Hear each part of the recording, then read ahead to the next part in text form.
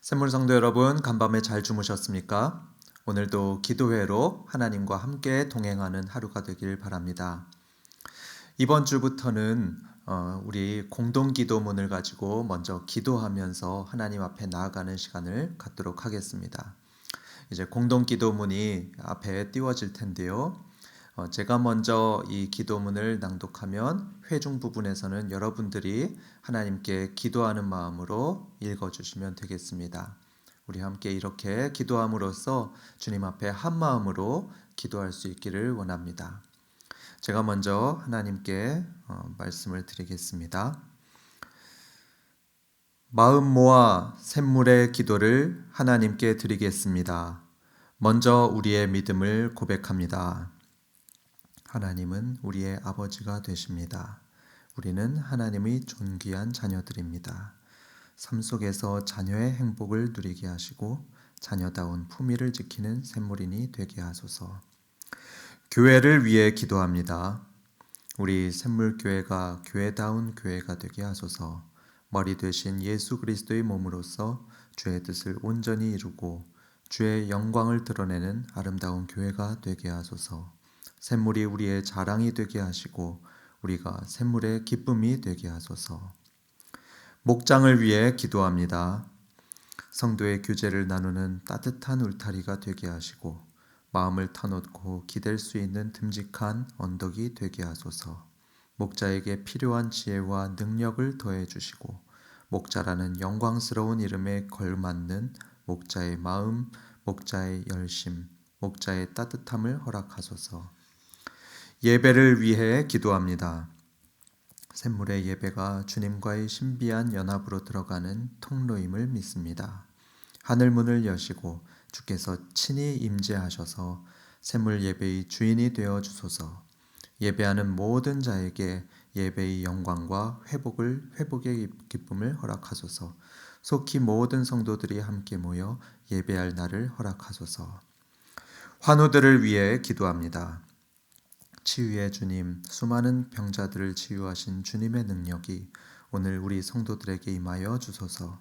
십자가에서 이 땅의 모든 연약함을 짊어지신 주님의 은총이 우리 성도들을 질병의 고통에서 회복시켜 주소서.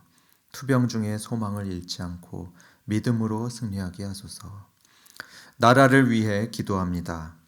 속히 코로나가 종식되게 하시고 경제활동이 회복되게 하소서.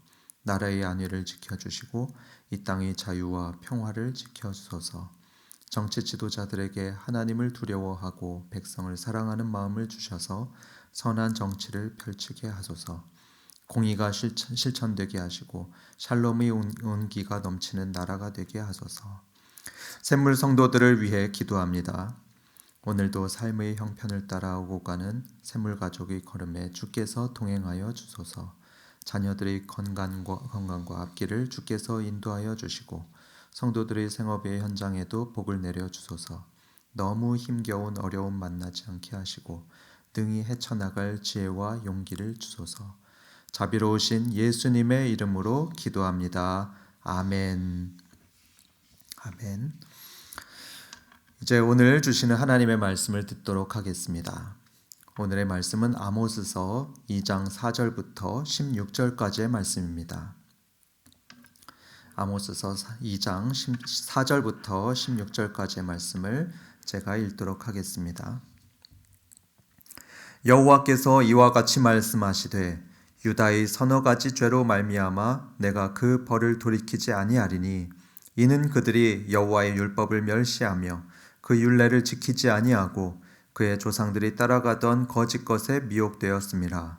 내가 유다에 불을 보내리니 예루살렘이 궁궐들을 사르리라. 여호와께서 이와 같이 말씀하시되 이스라엘의 서너 가지 죄로 말미암아 내가 그 벌을 돌이키지 아니하리니 이는 그들이 은을 받고 의인을 팔며 신 한 켤레를 받고 가난한 자를 팔며 힘없는 자의 머리를 티끌먼지 속에 발로 밟고 연약한 자의 길을 굽게 하며 아버지와 아들이 한 젊은 여인에게 다녀서 내 거룩한 이름을 더럽히며 모든 제단 옆에서 전당 잡은 옷 위에 누우며 그들의 신전에서 벌금으로 얻은 포도주를 마심이니라. 내가 아모리 사람을 그들 앞에서 멸하였나니 그 키는 백향목 높이와 같고 강하기는 상수리 나무 같으나 내가 그 위의 열매와 그 아래의 뿌리를 진멸하였느니라. 내가 너희를 애굽 땅에서 이끌어내어 40년 동안 광야에서 인도하고 아모리 사람의 땅을 너희가 차지하게 하였고 또 너희 아들 중에서 선지자를 너희 청년 중에서 나실인을 일으켰나니 이스라엘 자손들아 과연 그렇지 아니하냐 이는 여호와의 말씀이니라. 그러나 너희가 나실 사람으로 포도주를 마시게 하며 또 선지자에게 명령하여 예언하지 말라 하였느니라. 보라 곡식단을 가득히 실은 수레가 흙을 누름같이 내가 너희를 누르리니 빨리 다른 박질하는 자도 도망할 수 없으며 강한 자도 자기 힘을 낼 수 없으며 용사도 자기 목숨을 구할 수 없으며 활을 가진 자도 설 수 없으며 발이 빠른 자도 피할 수 없으며 말 타는 자도 자기 목숨을 구할 수 없고 용사 가운데 그 마음이 굳센 자도 그날에는 벌거벗고 도망하리라. 여호와의 말씀이니라. 아멘. 오늘 하나님께서는 경고의 말씀을 주십니다. 사실 경고라는 말은 그렇게 듣기 좋은 말은 아니죠. 특히 이 새벽에 일어나자마자 경고하는 말씀을 전하는 것은 설교하는 저로서도 그렇게 내키지 않는 일입니다. 하지만 어쩌겠습니까? 하나님은 오늘 우리에게 분명히 경고하고 계십니다. 이 하나님의 경고를 우리는 결코 가볍지 않게 두려운 마음으로 들어야 하겠습니다. 만약에 그걸 가볍게 듣고 흘려들으며 하나님의 경고를 무시한다면 우리는 그렇게 경고를 무시한 대가를 톡톡히 치르게 될 것입니다. 그래서 저는 오늘은 조금 굳은 얼굴로 하나님의 이 경고의 메시지를 전해드리도록 하겠습니다. 성도 여러분, 저와 여러분에게 주시는 이 경고의 말씀을 잘 들으시기 바랍니다. 이제부터 하나님의 말씀을 살펴보겠는데요. 오늘의 본문 속에서 우리는 세 가지 경고의 메시지를 발견하게 됩니다. 첫째는 뭐냐? 하나님을 무시하지 말라입니다. 하나님을 무시하지 말라.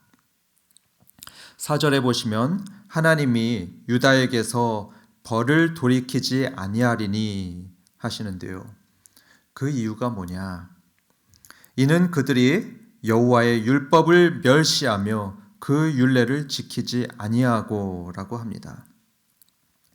주전 8세기경에 유다는 여호와의 율법 계명을 멸시했습니다. 하나님의 계명을 멸시해서 그 계명들을 지키지 않았죠. 그러자 하나님은 유다에게 벌을 내리겠다 말씀하시는 겁니다.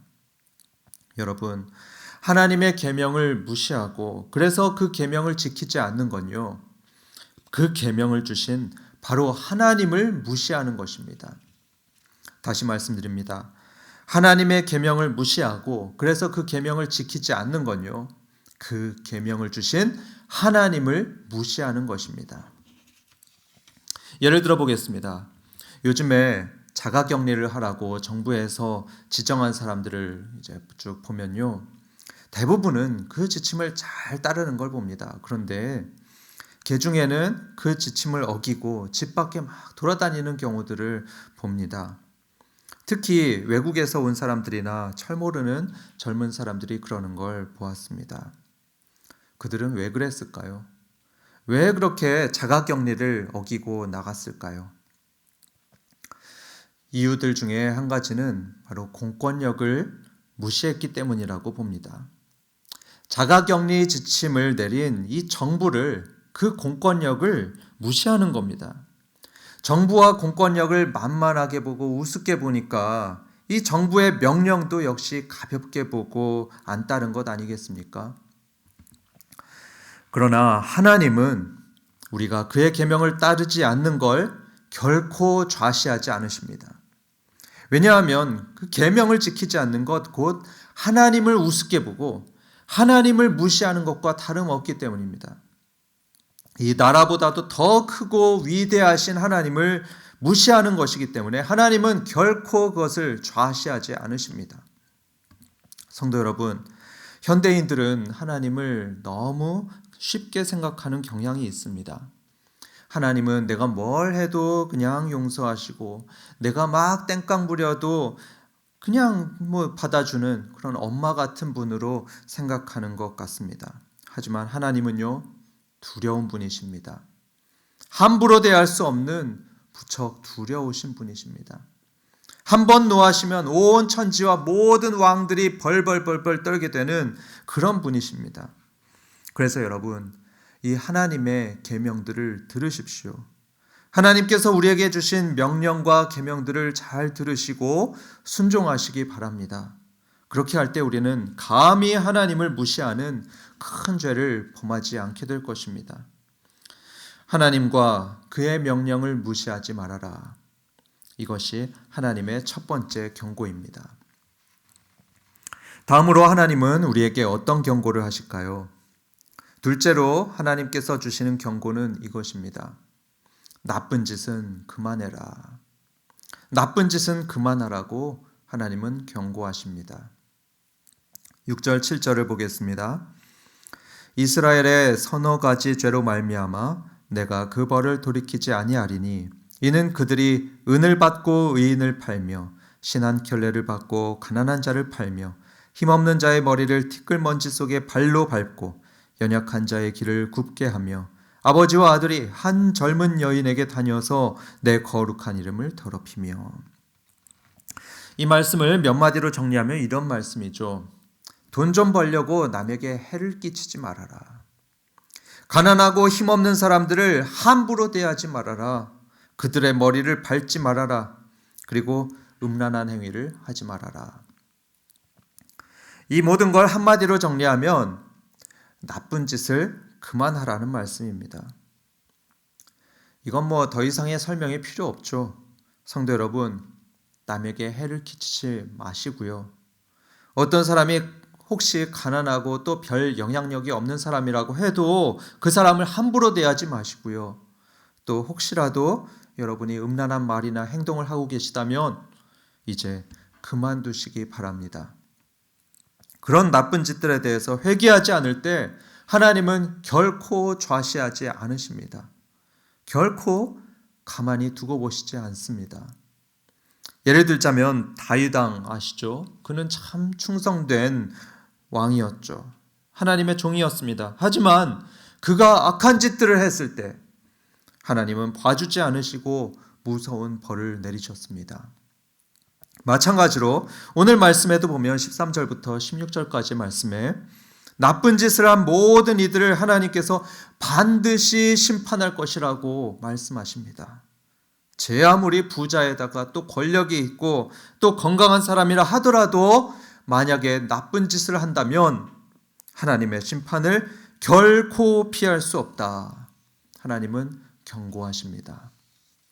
그래서 사랑하는 샘물성도 여러분, 그럴 리 없으시겠지만 만약에 오늘 말씀에 찔리는 게 있으시다면요, 회개하시고 앞으로는 그렇게 하지 마시기를 정말로 진심으로 바랍니다. 여러분의 믿고 자신하는 모든 것이 무너져 내리는 그런 무서운 심판을 받지 마시길 정말로 바랍니다. 세 번째, 하나님의 경고를 듣겠습니다. 하나님은 경고하시길 긍휼을 베풀라 하십니다. 긍휼을 베풀어야 한다. 이게 하나님의 명령이자 경고입니다. 8절을 보시면 모든 제단 옆에서 전당 잡은 옷 위에 누우며 그들의 신전에서 벌금으로 얻은 포도주를 마심이니라. 하나님이 말씀하십니다. 주전 8세기 당시를 보면 이스라엘의 부자들은 빚을 못 갚은 채무자들에게 대신해서 옷을 빼앗고 또 그들로부터 받은 벌금으로 포도주를 사서 마셨다고 합니다. 그걸 묘사한 게 바로 이 8절의 내용이죠. 부자들이 채무자들에게서 빼앗은 옷을 성전의 제단 앞에 펼쳐놓고 그 위에 누워버리고 그리고 벌금으로 빼앗은 돈으로 포도주를 사서 마음껏 마시고 있더라. 그런데 여러분, 이런 모습이 문제가 됩니까? 빚을 못 갚은 사람들에게 대신 의복을 받고 돈을 받아가지고 그거 가지고 누리는 것, 적법한 것 아닙니까? 물론 적법합니다. 또 합법적입니다. 그런데 법적으로는 문제가 없는데 하나님께서 보실 때는 문제가 됩니다. 왜냐?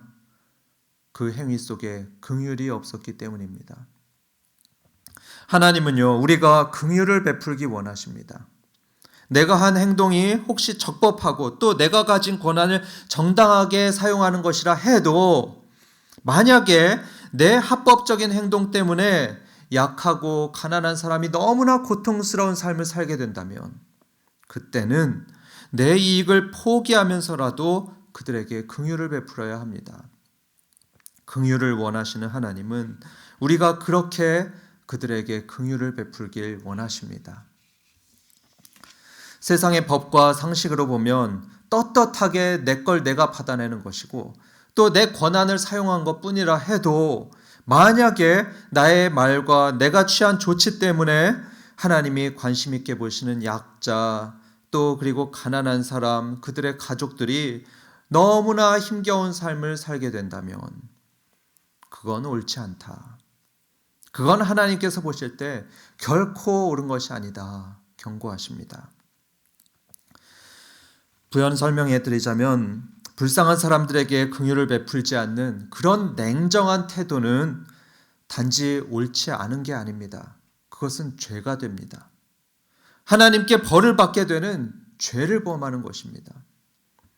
더군다나 재난당한 사람들을 조롱하고 비하하는 행동, 자기가 갑의 위치에 있다고 해서 을에 있는 사람들에게 갑질을 하는 것, 그건요 을의 편을 드시는 하나님을 무시하는 것이고요.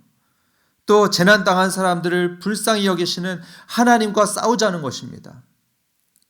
사랑하는 성도 여러분, 긍휼을 베풀지 않으면 심판받을 것이라는 주님의 경고를 들으시기 바랍니다.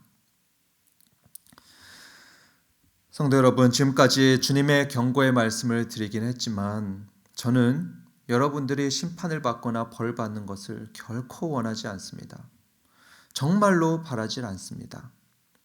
죄인인 저도 그런데 하물며 사랑의 주님은 어떻겠습니까?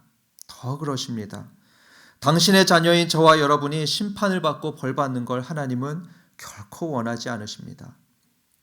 그래서 하나님께서는 우리가 벌을 받지 말라고 미리 이렇게 경고의 말씀을 주시는 것입니다. 하나님을 무시하지 말아라. 또 나쁜 짓을 그만둬라. 대신 긍휼을 베풀어라. 이 경고의 말씀에 순종해서 벌을 면하시는 저와 여러분 되시길 주님의 이름으로 축원합니다. 좋은 하루 되십시오.